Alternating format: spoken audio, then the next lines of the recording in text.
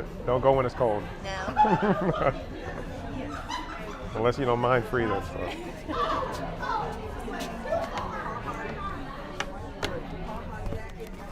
All right, better late than never. Hey, fresh set of downs. We've been doing this all year. Darryl and I got, what is this, our 5th year?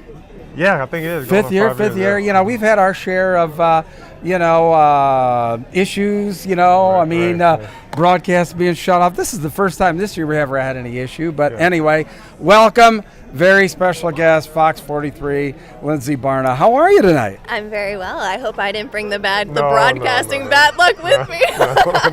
I've had too many of those nights. Well, we hope not. But anyway, it ends up being a beautiful night. We decided that we were going to get out here on the Sky Bar. What do you think, man? This is gorgeous, especially to be the end of October. We're going into week 10 of the high school football season. Right. What is this? Right. This And it's not awesome. Freezing out here. It's a little chilly, but it's bearable. Oh my God. Not chilly. This is nothing. You should know being from Well, yeah, up in but I was in Syracuse. Tampa Bay for a little bit over a year, almost 2 years, and I think that heat did something to me. I don't know. I think it was what it was.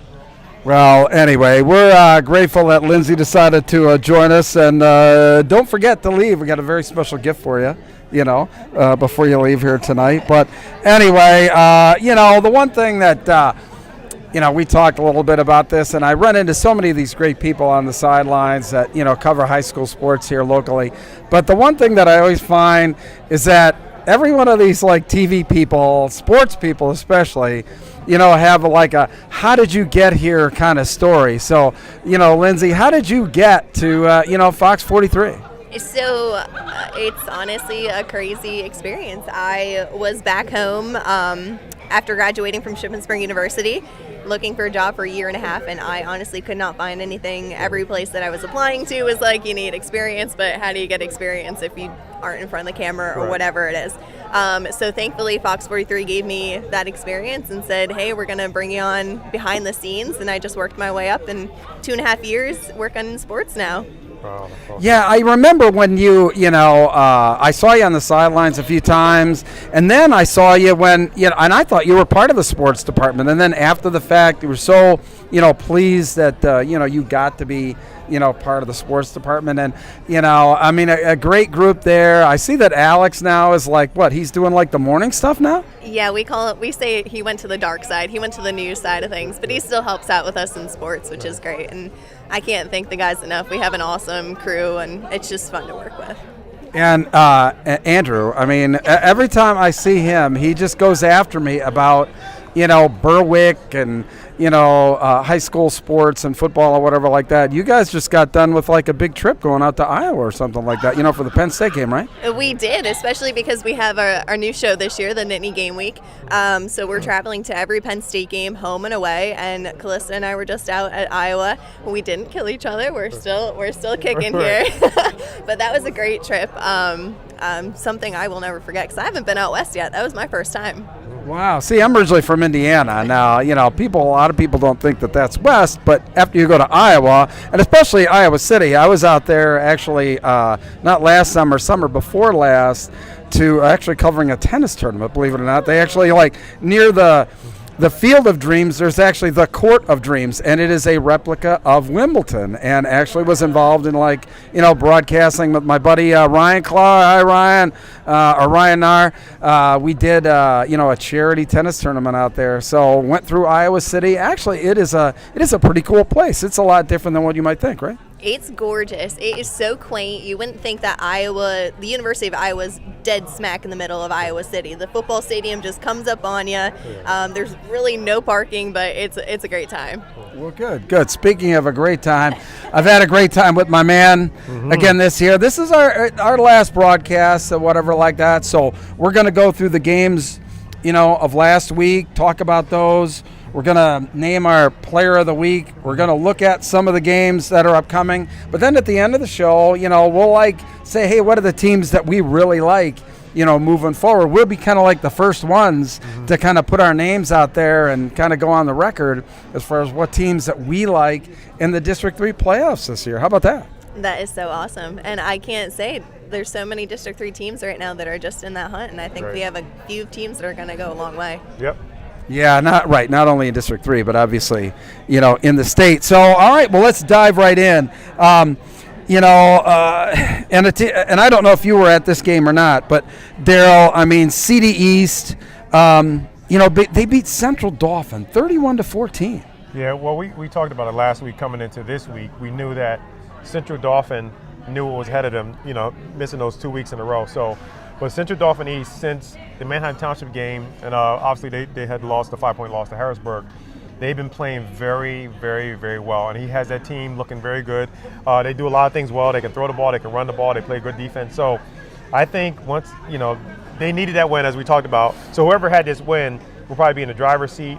Central Dauphin's still in a good position, but now we start going to the power rating system. So that actually, my senior year that actually bumped us out of the playoffs. So that may happen to one of these teams. If a team is 7-3 at the end of the season and someone above them has a better power rating, they can get bumped out of the playoffs. So that was a big win for CD East going into week 10. What do you think about that game? That was actually our Fox43 game of the week. I thought it was. I didn't want to spoil the surprise. But Callista was there all night, and Lance Dean has done so much with that program this first year. It's amazing. Like, when I saw them that week 1 against Manheim Township, I was like, wow, we're going to be watching this team for a while. Yeah, we actually got an opportunity to talk to Lance. I was very impressed. The first thing I was impressed with is like how a guy who looks that young got a job. But you talk with him a little bit and you can understand why. Now, there was a lot of talk when I was at the Harrisburg CD East game that maybe the stage was a little bit too big for these guys already.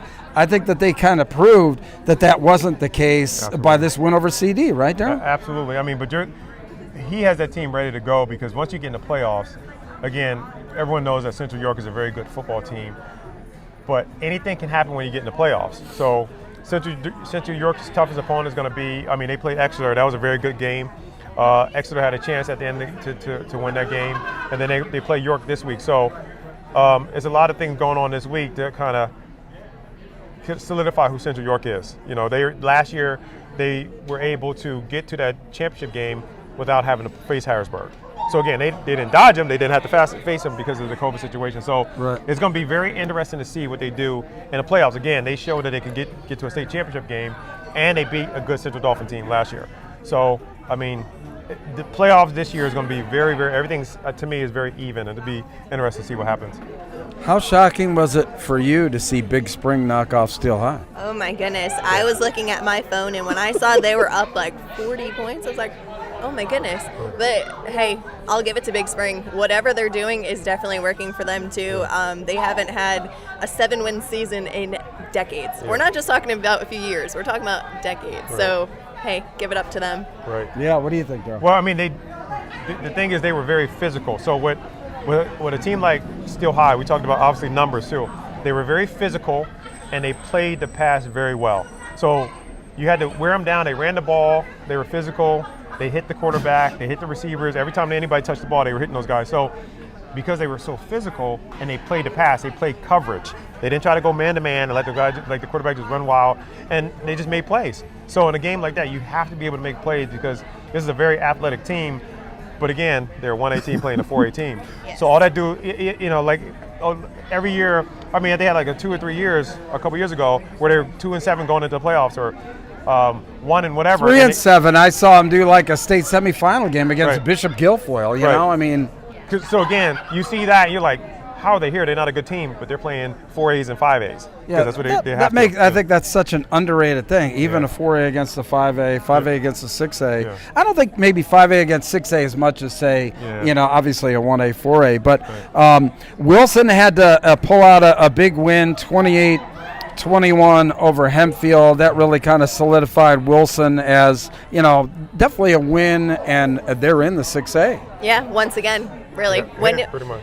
When we thought we can almost count out Wilson after they suffered a few losses, here they come back again. I was hoping, no offense, Hempfield was going to have the one-up just to knock off the top team off their saddle, but Wilson, of course, is back in the battle again. So, but we talked about it at the beginning, though. Like, once we got into section play, we kept saying, you got to be careful, though. It still is Wilson. Everybody, well, they're not the same team. You got to be careful because, fortunately in the business I have, I'm able to work with a lot of those kids, so I know what they have and I know what's going on there. But the games that they lost, you take out Governor Mifflin because Governor Mifflin is just that good. And every other game, a play here, a play there, they win the game. So instead of being 5-3, 5-3, they could be 7-1. Just that easy. So they're a very good team. This week is going to be a very good game against Township, which we'll talk about. But I think they're a very good team. And I was telling you before, when they went up against Penn Manor a couple weeks ago, got to be careful with looking at, well, they're not the same team. They're 3-3. They may have an opportunity to go undefeated in the section again. And how many years have they done that over and over and over? Yeah, no, I mean, pretty incredible. But I'll be honest with you. I was talking to Doug Doms, before that Penn Manor game, and he was really looking forward to the future. I mean, he was almost looking beyond Penn Manor on the Penn Manor game and said, hey, Coach, you got to go 1-0 here tonight, But he obviously had a lot of confidence in this team, and he's got some playmakers there that can, really score. And Brad Hoffman's really started to play good at quarterback. So, Cocalico, this one I was a little bit surprised, but not surprised. Cocalico, a 4A team, beating Warwick 27-21. Yeah, this one kind of struck me interesting, but I feel like Cocalico's team is definitely coming together later in the season. Warwick, all of a sudden, I'm not sure what is going on, but they started the season so strong. They have a week 1 win over. They put the only loss on Manheim Central this year. Yeah, absolutely. I'm not quite sure. I haven't watched any game footage on them, but I'm very curious to see what's really happening with Warwick right now. Right. I mean, they're still a great team, but yeah. It is interesting because we also talk about it often. You're still doing with high school kids, so they read their clippings and they're up, and so like they, each week they're like, oh, it's Cocalico, we'll beat them, and you go into with a mentality like that. But this is a Cocalico team that's very well coached. They have a structure, they have a system, and what they do, and all you got to do is get momentum. You got to get rhythm in that system, and all of a sudden it just starts rolling downhill. And next thing you know, you're like, oh my God, we haven't touched the ball in 7 minutes, and they're just running the ball down. They're happy to go 3-4, 6, 7, 8 yards a pop, and if you're not patient and you start taking chances, all of a sudden they pull the ball and they dump it over your head for a touchdown. So, like I said, when I saw that too, I'm like, I don't know what's going on. I don't know if it's injuries. To me, that was the most surprising score of the weekend, quite honestly. And I was at the Harrisburg State College game. They won 15-13, dedicated that nice new scoreboard, which is going to be great for us. At least now we know down the distance on that field now. For everybody covering games there, that was like, oh my God, But that's Sean Lee Jr.'s team now, isn't it? Absolutely. That team is just something. They're definitely going to take a very deep run in the playoffs. What's their only loss to Governor Mifflin? Is that it? Yeah. I mean, look at. If they only lost to Governor Mifflin, they're winning State College. I think this team is also going to just, whoever's up next, if it's not another Governor Mifflin, they're just going to keep cruising. Right. Yeah.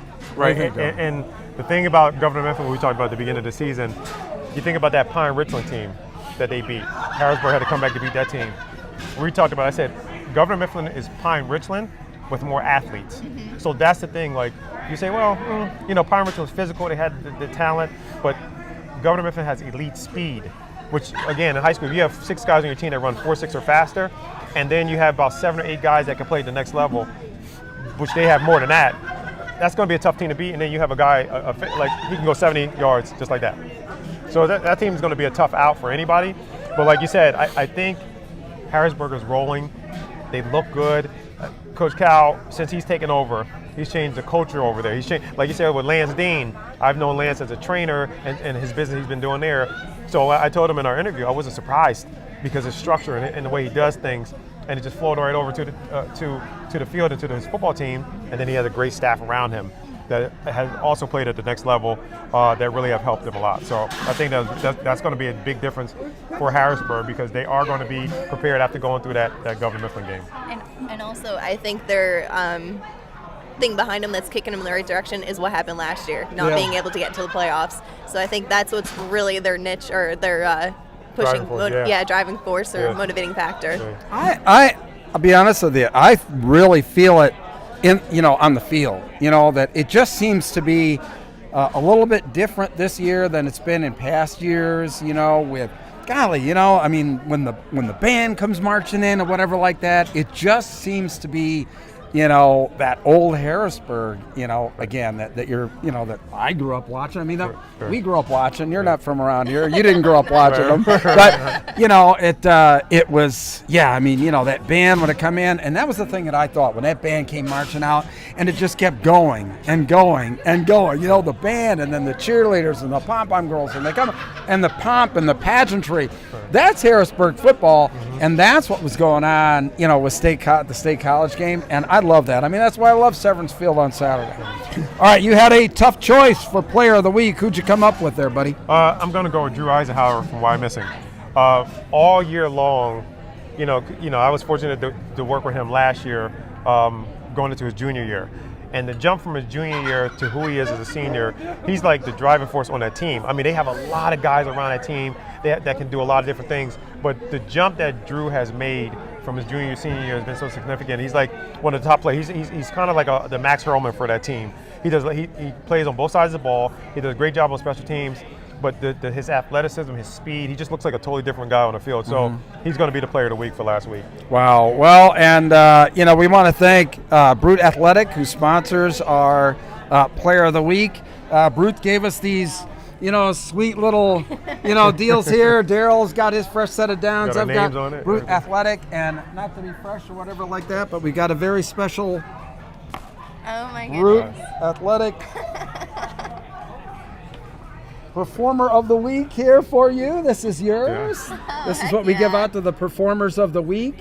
And fresh set of downs on there. I can't wait to see her with this on the sidelines during the game. Gotta be repping. But anyway, this is for you. Yeah, it is. Yeah, it's snappy. Yeah, they do a great job, and a lot of my business merchandise they've done for me, and we're actually going to be doing.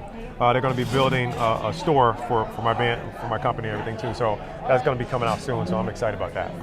Yeah. Brute's got this. We even got like our swag here for for this show here. So big to do and whatever like that. So now time to take a look at the power rankings. We don't really have an opportunity to look at this other than on this show at this time.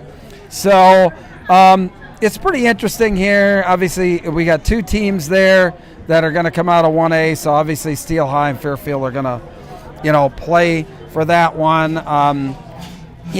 Steel High, an obvious favorite, there. But I can tell you what, in 2A, I got an opportunity to see Upper Dauphin up close and personal against Fleetwood. This was a 2A against a 5A who just dominated. I mean, just dominated the game.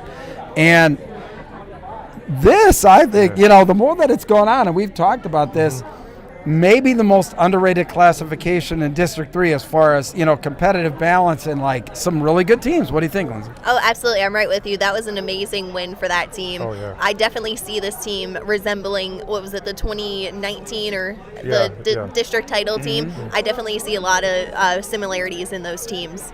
Yeah. What do you think, Darryl? I mean, you're a big fan. I mean, we've been a big fan of Columbia, which you talk about a clash in styles. I mean, Columbia airing it out, Upper Dauphin. I mean, if you give it to them, they'll take it. But they're strictly on the ground, a very off-balance type of offense they run. Yeah, I think that's going to be interesting. And I think, again, no disrespect to your Catholic.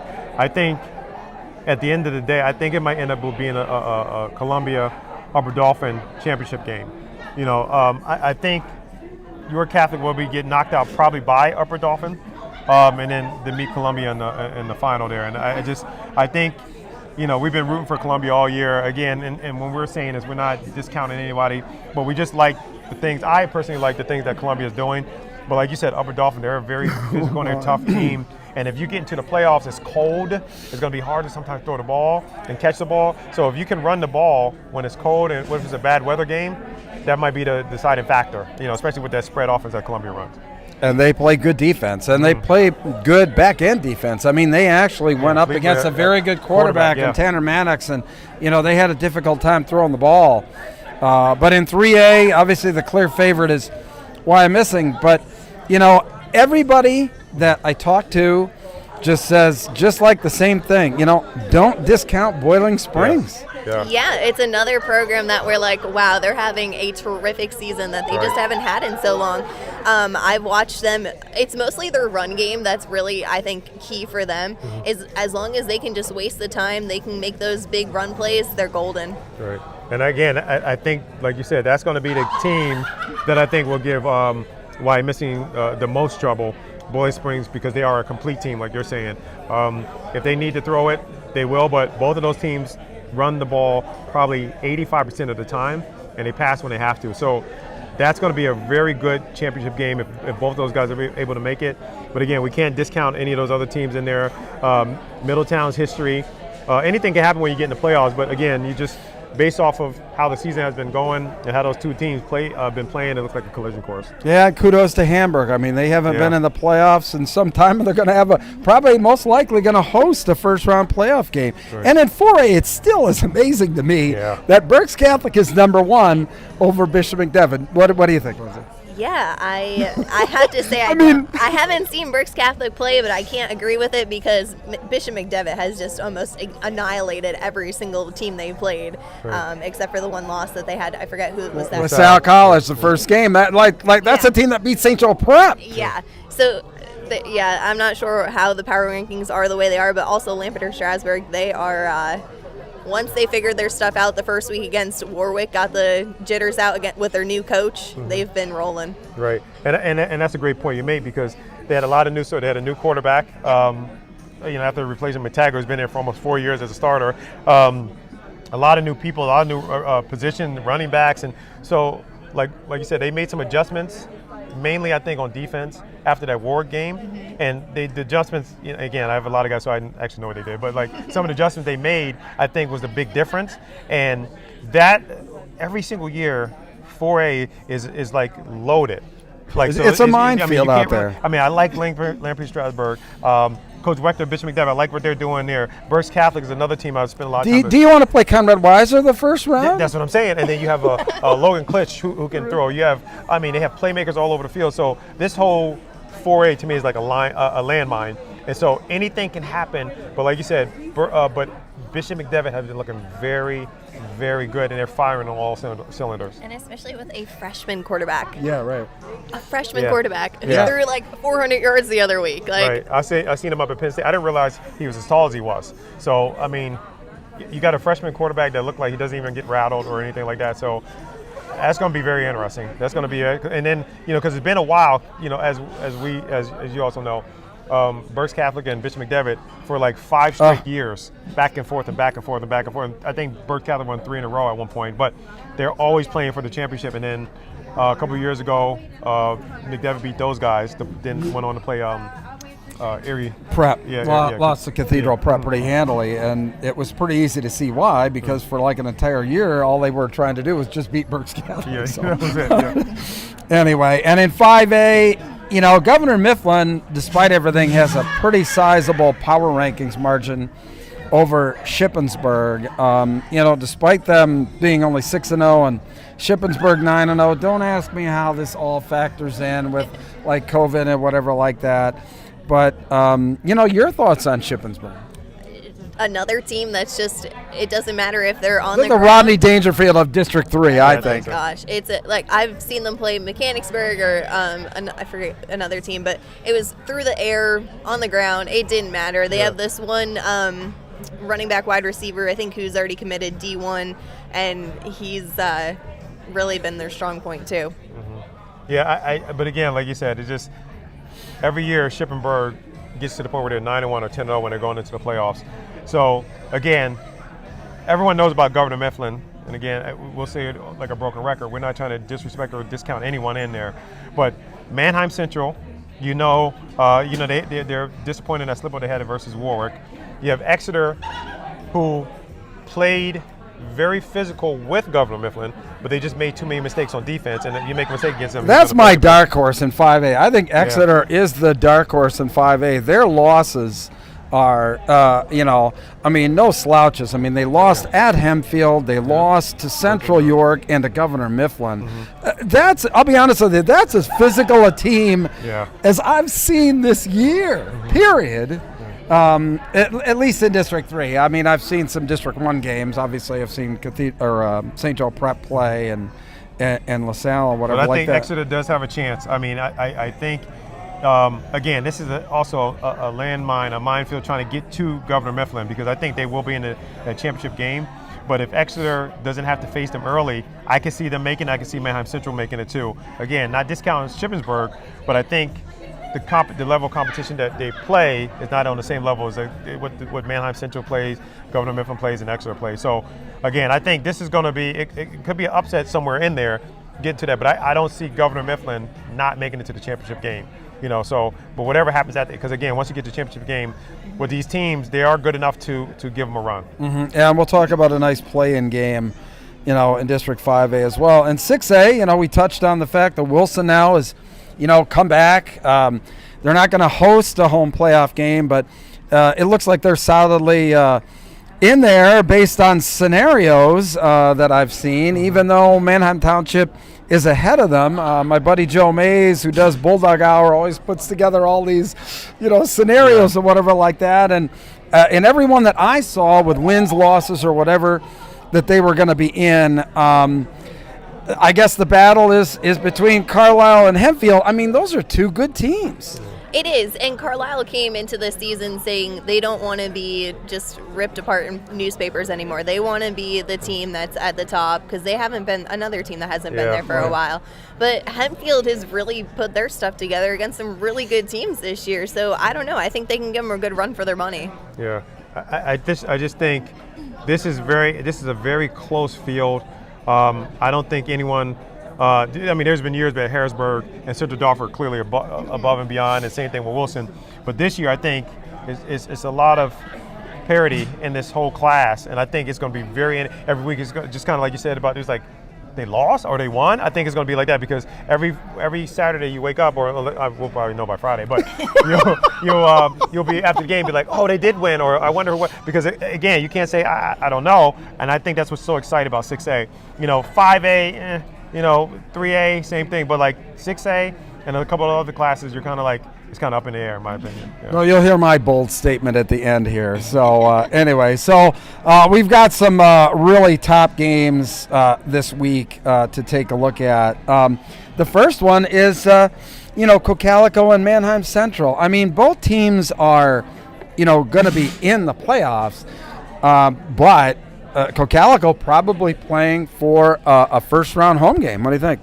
Yeah, absolutely. But I will have to say Manheim Central needs to start fast. Last week it seemed like they got off to a little bit of a slow start, or they got too comfortable against E-Town, and I just don't think they were the same team in the first half, but I think they need to come out firing on all cylinders if they're going to win against Cocalico. Right, and there's a history there, with Cocalico, year after year after year, because they always play in the regular season and they end up playing again in the playoffs. So I think this is the last time that they're going to play a league game, because I think next year Manheim Central moves up to 2 and Cocalico drops to 4. In the new LL. So this, there might be a lot of bragging rights, I think, going on out on that field, wouldn't you say? Absolutely. I think that's probably more so it than anything. But again, seeding for the district, Manheim Central wants to be able to get this win and stay where they are to be able to get two home games. So they're playing for 2 home games in the playoffs, right?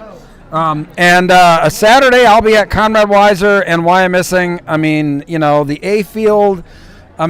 Coach Wolfram always says that, it's the best home field advantage to play on Saturday afternoon, because nobody wants to play on Saturday afternoon. Right. Conrad Weiser, a good team going in there. You need to get over to the A field sometime. That's classic. It was funny. See, what I was going to do, it was funny. I was driving to the gym this morning, and I'm going like, you at the gym? Yeah. No. Yeah. Yes. Yeah. Oh, see, that was a joke, right? Okay. Yeah. So anyway, I'm driving to the gym this morning. And I'm like, man, it would be really cool to like take people on my drive from my house to the A field. A, it's only 3 minutes, but B, I mean, and you know what I'm talking about, going through the neighborhood to get there. It's worth just going to a game just to drive there because there's nothing else like it that you can do. And now that they actually have a nice wrought iron fence around there rather than an orange snow fence around the field or whatever like that. Yeah. It's a great place, but you know, Weiser, they're gonna have a hard time. I mean, Wyomissing is one of the favorites to like make it all the way to Hershey this year, right? I feel like Wyomissing is always a strong team. They're almost like another governor, like a smaller Governor Mifflin team, but I feel like they're just gonna keep rolling. Yeah. What do you think, Darryl? I think it's. I talked to Logan early last week. He understands that this is going to be a tough task. This is going to be a very tough game to win, but they're going to be ready. They're going to come out ready to play. But the thing is, with Wyomissing's program, they're very structured. They're very detailed on what they're doing. They're going to come out ready to play. The thing that is really cool about them, you don't have to worry about them not being ready to play because coach is not going to accept that or allow that. So they're going to come out and they're going to handle their business from the beginning. And I think Conrad-Weiser is going to be a very competitive game. Hopefully, it's not a game that gets away from them early. But I mean, they understand that in order to win this game, they're going to have to play a perfect game, plain and simple.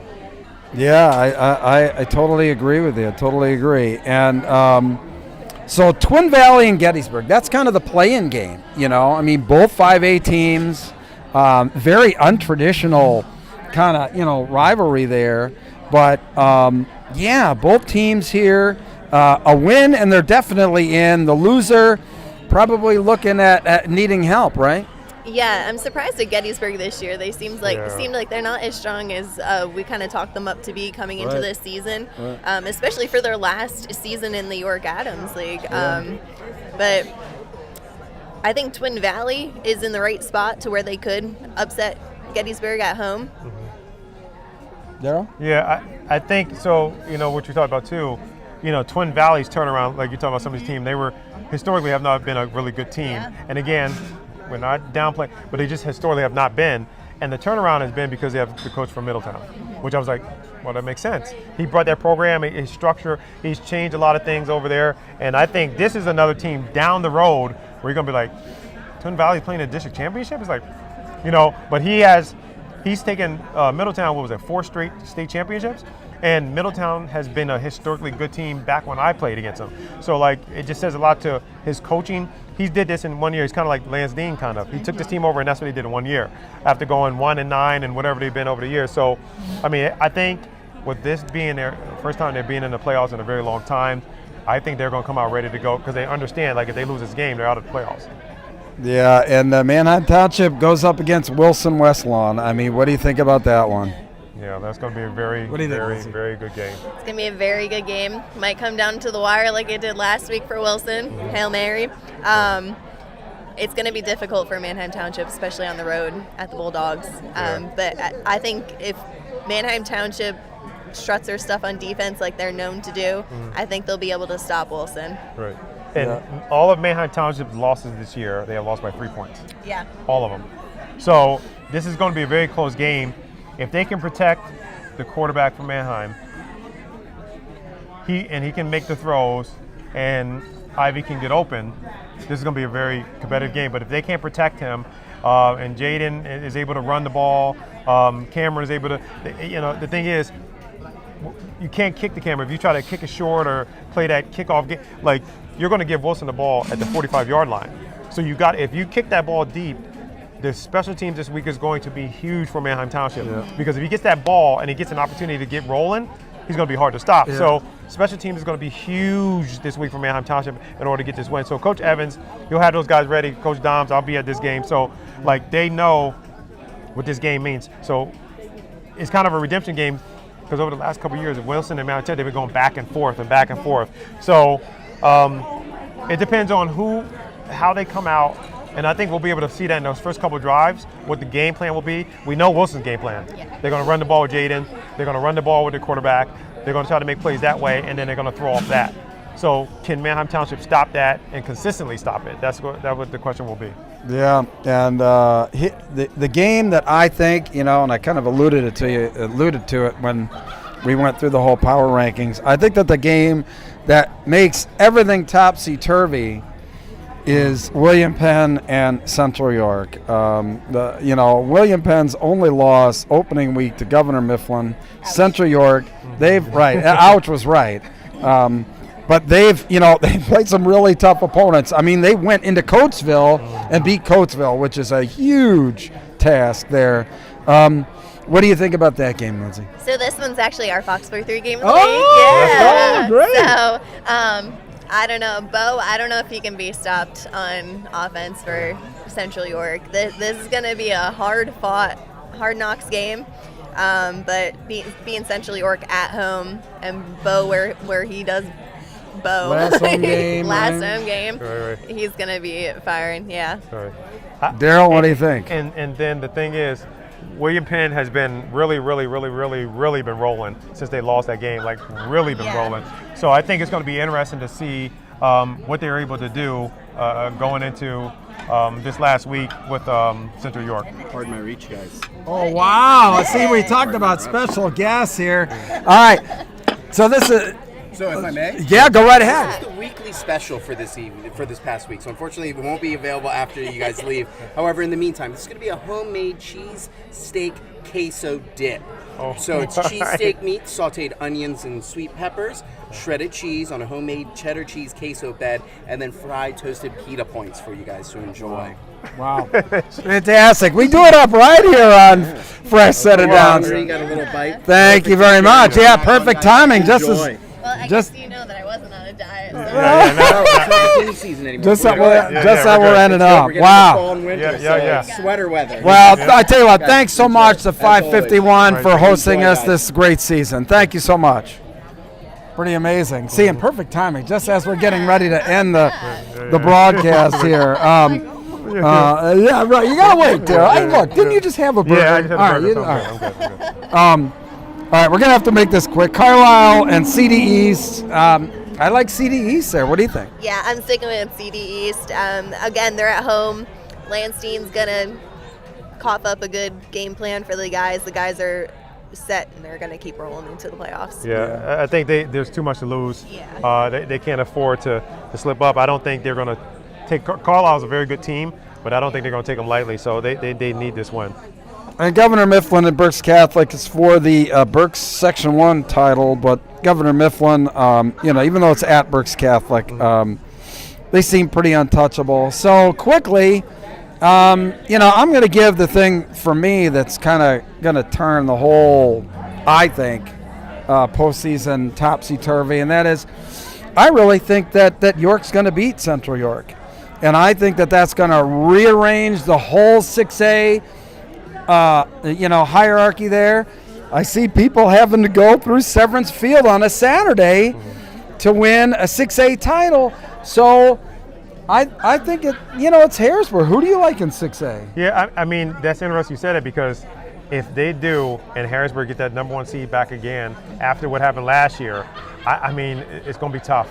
I mean, we know, like I said, on a Saturday, making that drive is going to be very, very, very tough. So Central York understands what they're up against. This is if they take York lightly or anything like that, because they have been looking very, very, very good. If they slip up and Harrisburg get that home field advantage, I think they're going to be tough to beat at home. Who are some of the teams that you're looking for in the postseason? Oh my gosh, Central York is definitely one of them. Steel High, obviously they suffered that tough loss against Big Spring, but I can see them just bouncing right back because that was a 4A team. Other than that, I think if Mannheim Central keeps doing what they're doing, they can easily go through the weeks too. Wow. Yeah. All right, my man. It's been a fifth fantastic year. I kind of morph into, doing a postseason show with my WPAL Blitz guy and stuff like that. So, Darryl, we've had a great run these last few years, man. It's been a lot of fun. It's a shame, good. but traditionally we always end it, the last week of the regular season, and we let the powers that be go. Lindsay, thank you so much. I mean, it was a pleasure. We're gonna have to get you back on here. See, I was after her too. This wasn't just like pick up the phone. I was on you like all year to stop by, didn't I? This was was, I think, the first week, if not the second week, you were like, you got to stop by. Come on. I'm like, I am so busy when it comes to football season. I don't even know which days of the week half the time it is. But then this guy finally reached out to me again. Was like, can you come on this week? So. Yeah, last week. Yeah. Listen, thanks everybody for tuning in this year. Thanks for 551. Thanks to our buddies at Get Recruited and for Brute Athletic. And, that just smells too good. So we're just going to have to dive into that. Hey, listen, until next year, fresh set of downs. I'm Bruce Badgley for Darryl Daniel, Lindsay Barna. Take care. Thanks a lot.